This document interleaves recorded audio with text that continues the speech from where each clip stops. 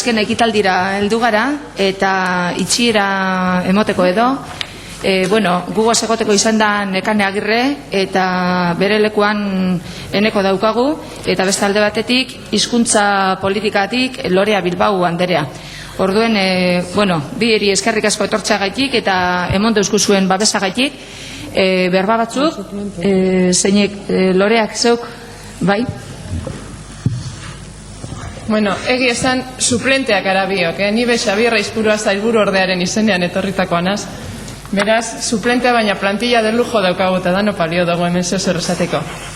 Lehenengo eta lehen komentatu izan dozue kibikili eta zerbait.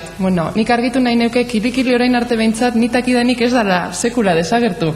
Orduan bai, egia da, beste bide barri bati ekingo dautzula hemendik aurrera, baina ez desagertuta egondalako. Bai, bastakit urtean zehar alegitxiago, ekintzak itxiago eta horrelakoak, baina desagertuta ez da egon. Orduan, lehenengo eta behin hori argitu. Gero, aurrerantza bidean esan, norbait aproposa izan badaiteke kibikiliren testigua Retolazaren gandi jasotzeko, uste dodala bete-betean asmatu dugula, ze ikastolen elkarte izango da aurrerantzean ekintza hori aurrera eroango dagoena.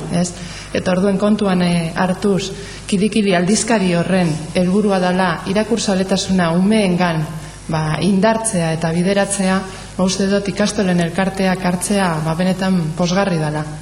Eta neupe, hainbat urtetan ekindotzat lanari kibikilin, eta, postunaz, Retolazaren izena aipatzeaz. Uste dut benetan merezi dagoela omenaldia, eta, beragaz hainbat gauza ikasi dugu zala, behintzat nire adineko gaztea pai, eta ez bakarrik euskerea. Euskaltasuna be kibikiliren eskutik askok eta askok ikasi dugula, ez?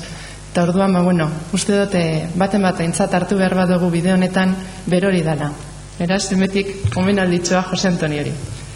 Eta, zer esatekotan, Bizkaieraren ondarea, egia esan izarritan, ez dakit, arduretute moduan gelditzen az, ondarea gora eta ondarea bera, altxorra gora eta altxorra bera azten garenean, ez?